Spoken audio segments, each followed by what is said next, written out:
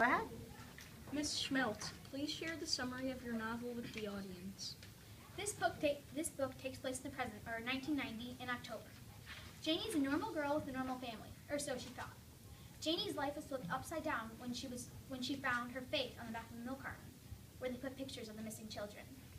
Janie couldn't picture it. Her parents? Kidnappers? And she was right. Her parents did not kidnap her. Their psychopath daughter, Hannah, did.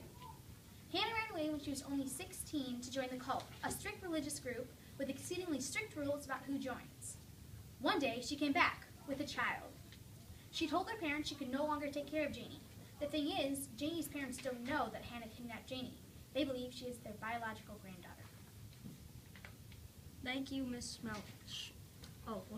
Thank you, Miss Schmeltz. You may deliver your position statement. I believe that this book should be banned, mainly because it challenges authority.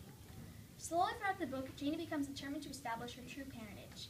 And I believe this sets a bad example for kids that are adopted or don't live with their parents. And this makes them think, well, why aren't I with my parents? And I think that if they don't already know, then it really isn't their business. Next is Janie has no problem-solving skills. She's extremely emotional and very frantic all throughout the book. I think this sets a bad example because it tells people that they could cry out everything and it'll be okay, but really it makes things all worse. And Janie doesn't even try to get help. Only Reeve, the boy next door, who really, I think, makes matters worse.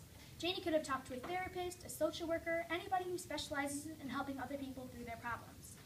I think that the author missed a very valuable chance to teach her readers a lesson about how, if you can't talk to your parents about something, you can talk to another trustworthy adult. Also, I believe that this book encourages disbelief in your parents. Miss Lee, you may now deliver your position statement.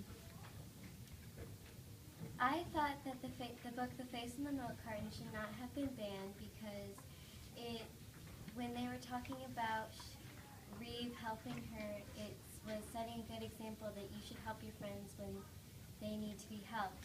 I also think that the book was banned for its references to sex, but it actually didn't happen, and it was brought up very few times. The book was rated for 7th through 12th graders, so if a parent that had a younger child reading it, they might, it wasn't really their decision, it was rated for a higher age level. But I think that any mature 6th grader or any younger reader could read it and understand it, and I thought it was a really good book and it taught good lessons. And it may seem like a scary book, but it really wasn't that scary. And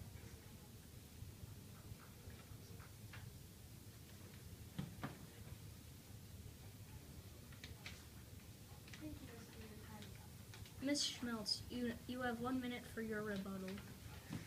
So, like you said about Reeve helping her, I think that he didn't help her because he was against, when she wanted to go to New Jersey, which I think was a bad idea, them skipping school to go to New Jersey to try and find her parents, you mentioned that he helped her. He was against doing it because he thought that she told him that she loved her family, but Reeve was against it because he didn't want things to change and he was thinking about himself. And I think that sets a bad example because I thought that he was being a bad friend. Also, I think that it does, you were right about it,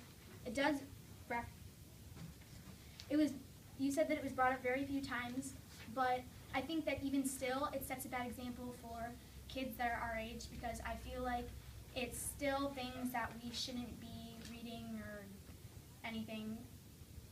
Also, you said that it was made for a higher age level, which I think that is true because it does have things, language, and... Miss Lee, you now have 1 minute for your rebuttal.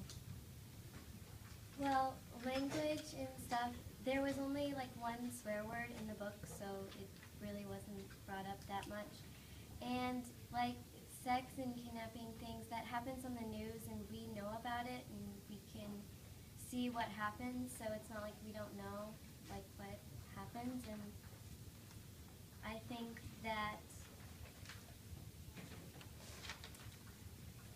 it really, everyone has a choice of what they can read, and I don't think that any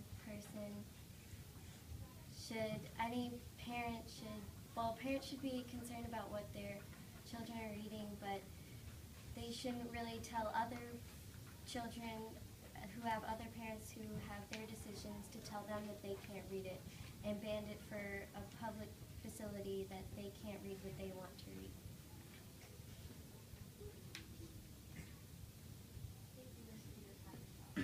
Miss Schmeltz, you know, you have an optional 30 seconds to conclude your thoughts. Thank you. All right. Miss Lee, you have an optional 30 seconds to conclude your thoughts. Thank you. All right. Thank you, Miss Schmeltz and Miss Lee, for participating.